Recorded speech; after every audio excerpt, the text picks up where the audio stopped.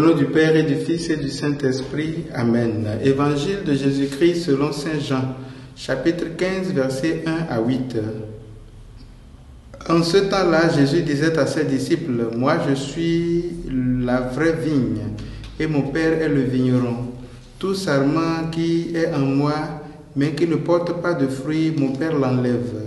Tout sarment qui porte du fruit, il le purifie en le taillant, pour qu'il en porte davantage. Mais vous, déjà, vous voici purifiés grâce à la parole que je vous ai dite. Demeurez en moi, comme moi en vous. De même que le sarment ne peut pas porter du fruit par lui-même s'il ne demeure pas sur la vigne, de même vous non plus si vous ne demeurez pas en moi. Moi, je suis la vigne, et vous les sarments. Celui qui demeure en moi et en qui je demeure, celui-là porte beaucoup de fruits, car en dehors de moi, vous ne pouvez rien faire.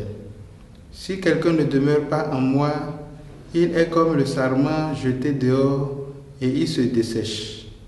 Les sarments secs, on les ramasse, on les jette au feu et ils brûlent. Si vous demeurez en moi et que mes paroles demeurent en vous, demandez tout ce que vous voulez et cela vous sera donné. Ce qui fait la gloire de mon Père, c'est que vous portiez beaucoup de fruits et que vous soyez pour moi des disciples. Acclamons la parole de Dieu. Louange à toi, Seigneur Jésus. Frères et sœurs en Christ, bonjour.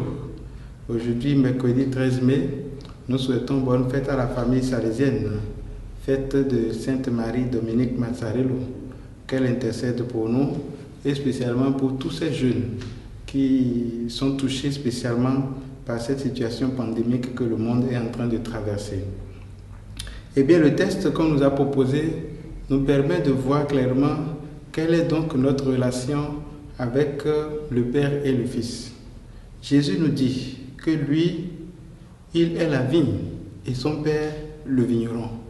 Quel est le rôle du vigneron? C'est assurer les conditions dans lesquelles la vigne va se porter bien. Et je pense que le Père accomplit sa mission.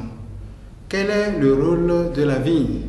C'est nourrir, être le chemin par lequel la sève arrive aux branches, aux sarments. Et je pense que le Fils Jésus accomplit sa mission. Il accomplit en nous donnant sa parole.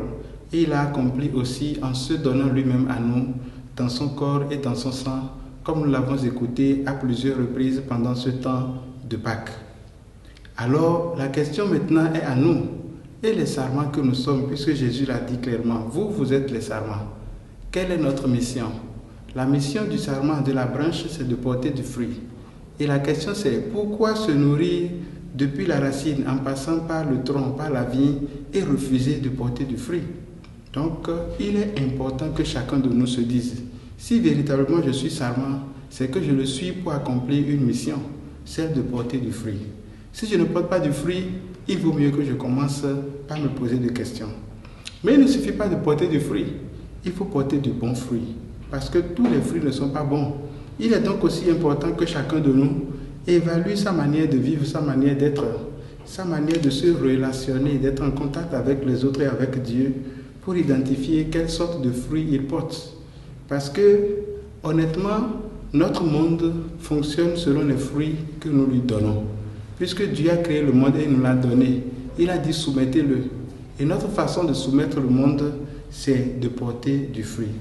Tout sarment qui ne porte du fruit, qui ne porte pas de bons fruits, est coupé, jeté. Alors, il se dessèche. Et quand il est sèche, on l'envoie au feu. Mes frères et sœurs, à la fin du texte, deux choses restent claires. Je relis d'abord avant de faire le petit commentaire. Ce qui fait la gloire de mon Père, dit le Seigneur, c'est que vous portiez beaucoup de fruits et que vous soyez pour moi des disciples. Deux choses, porter du fruit et être disciple de Jésus.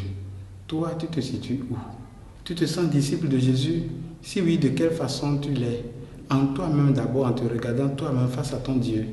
As-tu souvent le temps pour Dieu de t'asseoir devant lui et de te regarder dans le miroir qu'il est pour toi?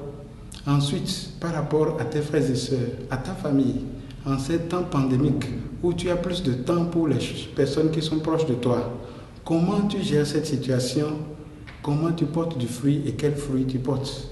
Pour être disciple de Jésus, il faut certainement le connaître aussi et marcher à sa suite.